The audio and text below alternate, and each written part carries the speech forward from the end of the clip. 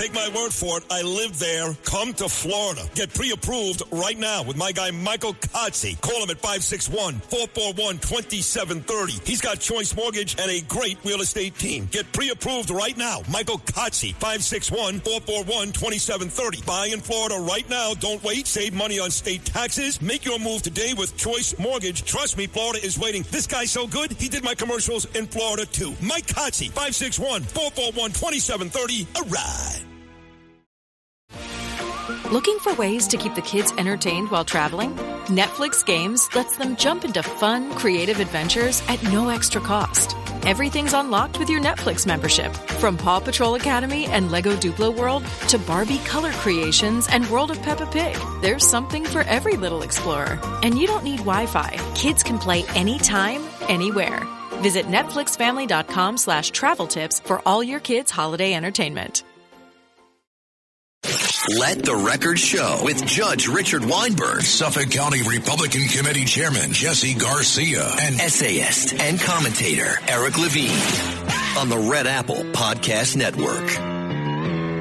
Welcome back to Let the Record Show with Chairman Jesse Garcia of the Republican Party. Jesse is a vice chair of the New York State Republican Party, as well as being the county chair in Suffolk County. With noted commentator, turned essayist Eric Levine, I'm Judge Richard Weinberg. Jesse is away celebrating the Christmas holidays abroad with his family. We have on good information that he's in Italy. We wish him well, and we hope he enjoys his holiday with his family. Today, Eric and I are delighted to have a good friend of ours, Michael Whatley. Chairman Whatley was chairman of the Republican National Committee. Previously had served as chair of the Republican Party of North Carolina. As my wife would say, what do you need 4 degrees for? I have 4 degrees. And Mike has 4 degrees. University of North Carolina, Wake Forest, Notre Dame, 2 degrees, including a law degree. So Mike is a successful businessman. Mike is a successful attorney, a great political strategist, a great public policy thinker. And Chairman Whatley, we're delighted to have you here today. Thank you for joining us. Well, it is great to be on with you guys. Really appreciate a chance to catch up with you. Well, Mike, it's Eric Levine. Thank you for joining us. 4 degrees. I mean, I hope you didn't take out too many student loans for that. It took a bit, but we paid them all back, and has definitely been very worthwhile. I think that what I wanted to do is just make sure that we were going to be in a great position to really truly do some good as I came out and was able to hit the ground running. See, I don't understand why you paid back the student loans. Just wait for the next administration, and they'll be free. No, free for everybody except for people who work hard. So who's the fool here? But anyway, we'll kind of skip over that one. So I think we could all agree that people's perceptions depends on where they're sitting.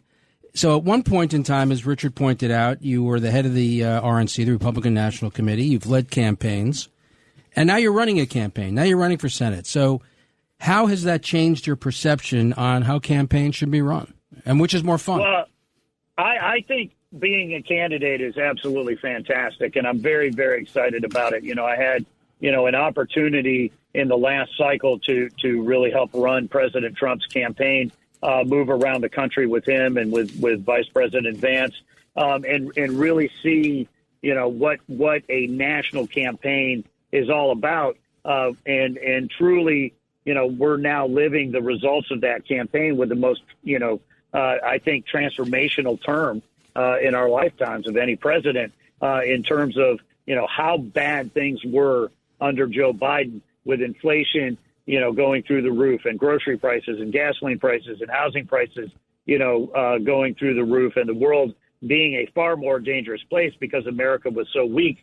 And now, all of a sudden, we're seeing jobs are being created. 700,000 new jobs have been brought online since President Trump took over. Inflation is way down, from 9% to 2.7% announced today.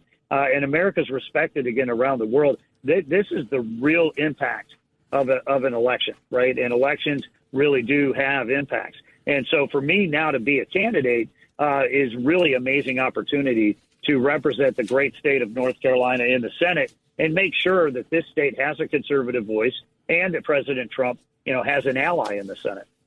Yeah, I don't think people fully appreciate. People know that campaigns are expensive, but I don't think people fully understand how expensive. Just give our listeners a sense of how much the North Carolina Senate race is going to cost. What we're hearing are projections. It's going to cost somewhere from $600 to $800 million here in North Carolina, which would make it the most expensive Senate race in the history of the country. We've had some very expensive races in Pennsylvania and Ohio and Georgia over the last several years. But when you talk about North Carolina, we're a true purple state. We're 30% Republican, 30% Democrat, 40% unaffiliated, which is our version of the independents. And, you've got 8 different media markets, and you're just going to have a lot of interest because if North Carolina flips Democrat, it is very hard for the Republicans to hold the Senate.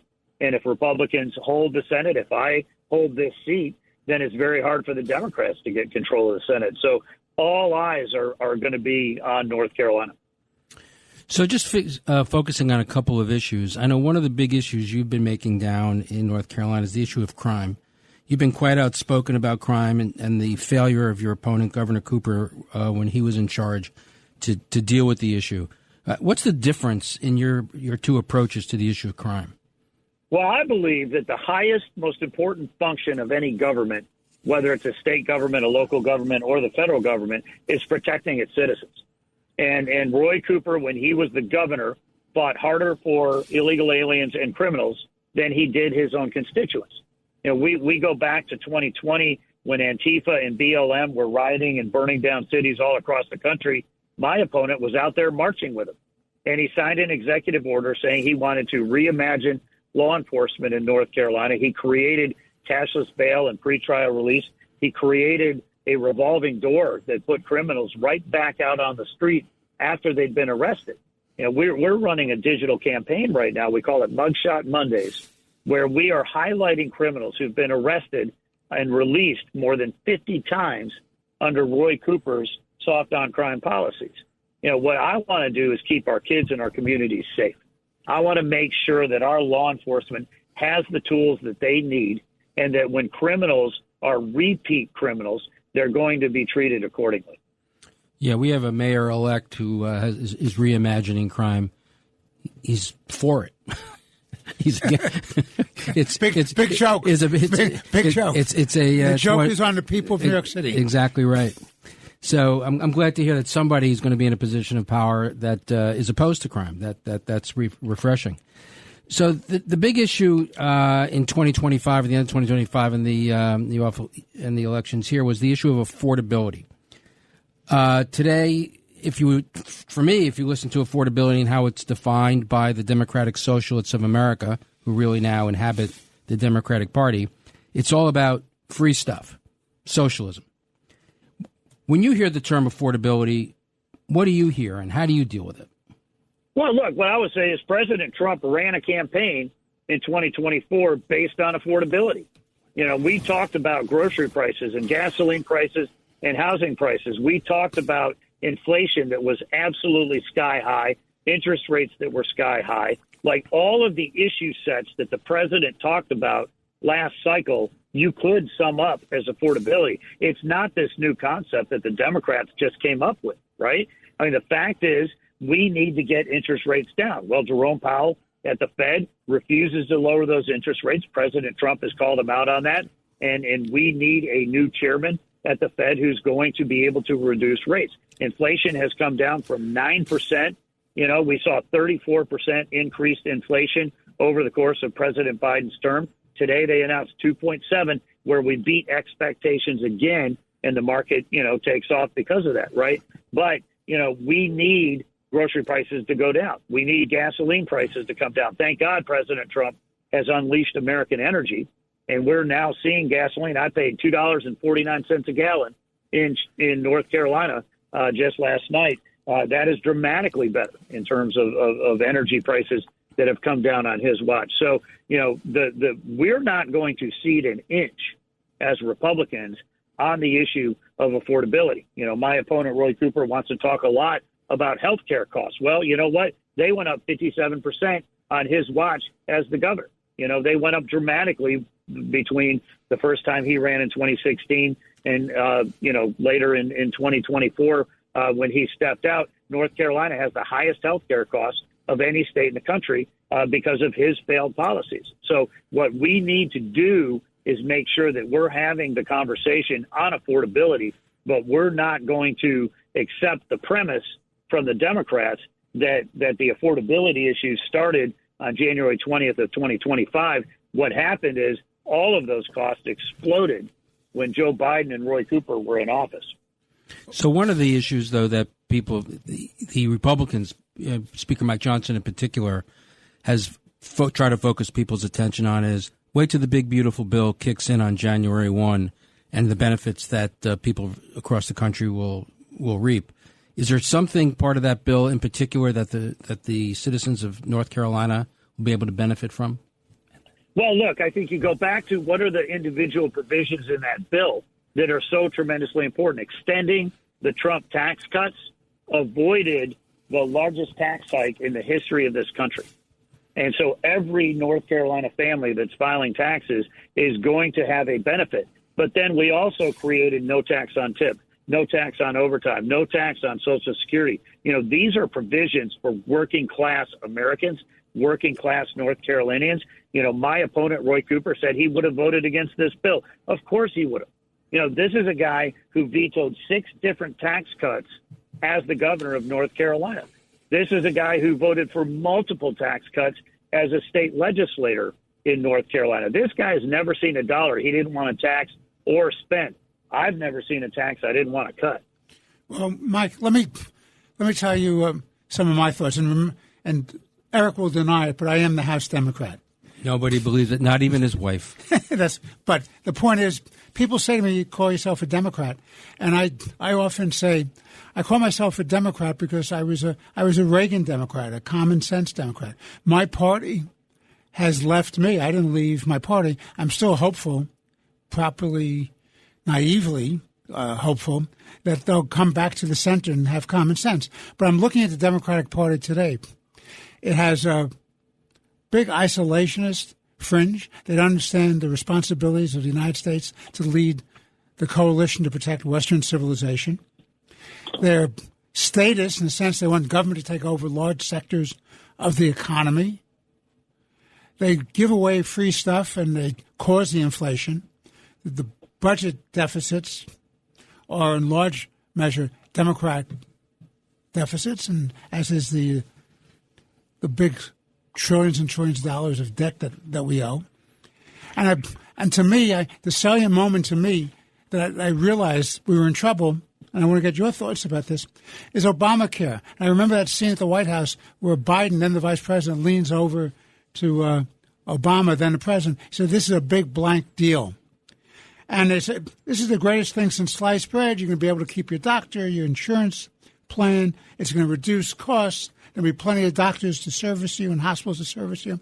It turned out that every one of those matters was a lie. It was a fabrication. They promised everything. They gave back nothing.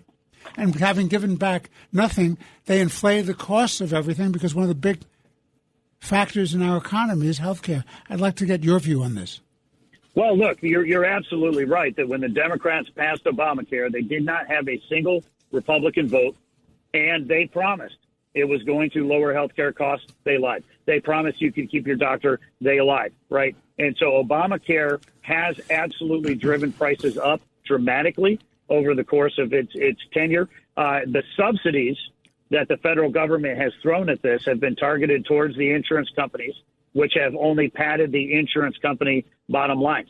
You look at the stock value, portfolio value of the healthcare companies over the course of the tenure of Obamacare. They've gone up with the subsidies. That has not resulted in lower healthcare costs or premiums for anybody else. So, we need to have a real conversation on that. I think one of the things that I'm particularly interested in is President Trump has negotiated directly with the drug companies to bring down the prices, right? Maybe we should look at legislation that would actually enact those price cuts, right, so that Americans are not paying more for drugs than all the rest of the countries around the world. Well, I think that's very, very important because if you can stem the inflationary costs of health care, you're doing a lot for the economy. Presidents and governors and mayors get blamed a lot for the economic decisions in the current state of the economy, but they're practical things they can do. And what they can do is have common sense approaches that you, Mr. Chairman, have been articulating. The free market works best, and you cannot have situations where government comes in with their state industrial policy and dictate down, tell everybody how everything's supposed to work. They did that with health care.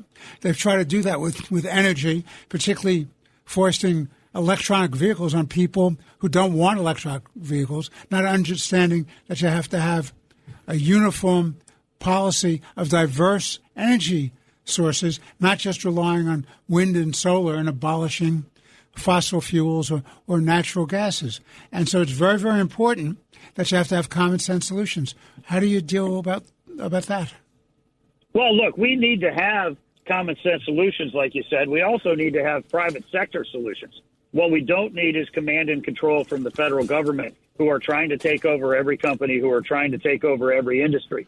One of the things that was most remarkable about President Biden's tenure is you can't point to a single sector of the economy where he made it better.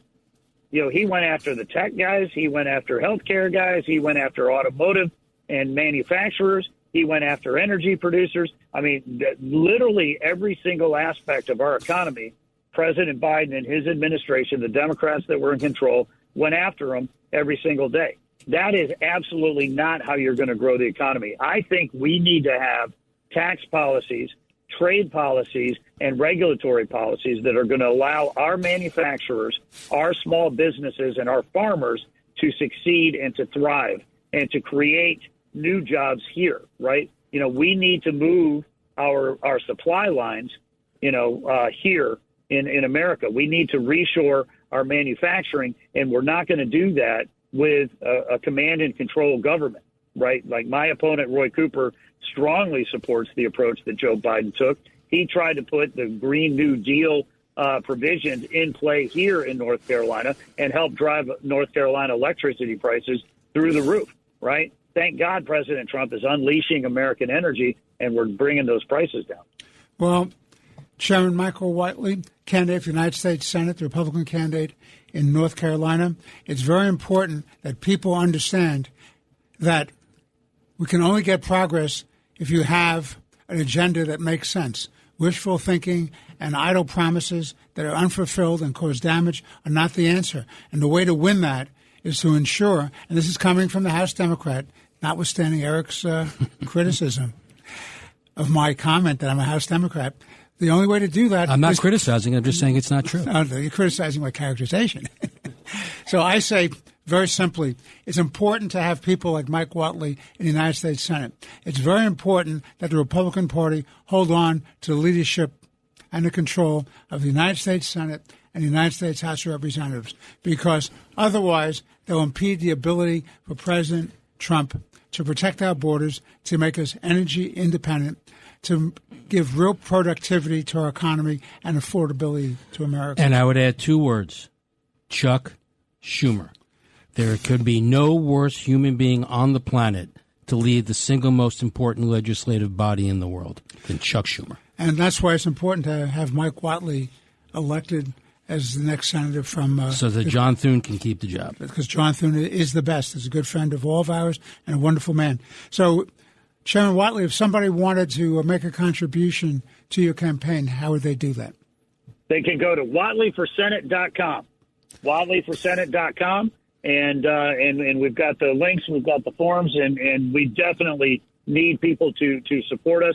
We're going to have the most expensive Senate race in the history of the country, and it is absolutely the linchpin for the Republicans to keep control, as you guys just laid out. Chairman Whatley, on behalf of Eric, myself, and our colleague, Chairman Garcia, we want to wish you a Merry Christmas, a healthy and happy New Year, great success in the new year. God bless you. God bless our country. God bless the people of North Carolina. And I pray that they do the right thing by electing you to the United States Senate. Thank you for joining us today. Mike, thanks for coming on. I really appreciate it. Thank you so much, guys. Have a happy Hanukkah and a great new year. And for all your listeners, we do hope everybody has a happy Hanukkah and a Merry Christmas and a great new year. Take care, guys. Thank you again. Thanks.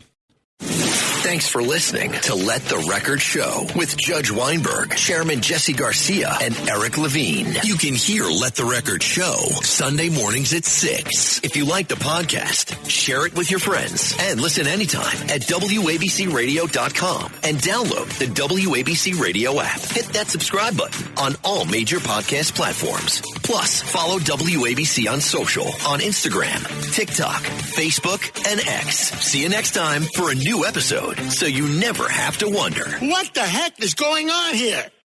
Listen to this podcast now On the Red Apple Podcast Network. The Idea Gen Global Podcast with George Sifakis. I'm George Sifakis. In a world overflowing with noise, there is one forum where the world's smartest voices connect, where visionaries sit at the same table as innovators, and great minds don't just talk, they act. Download all of Red Apple Media's podcasts right now through your favorite podcast platform.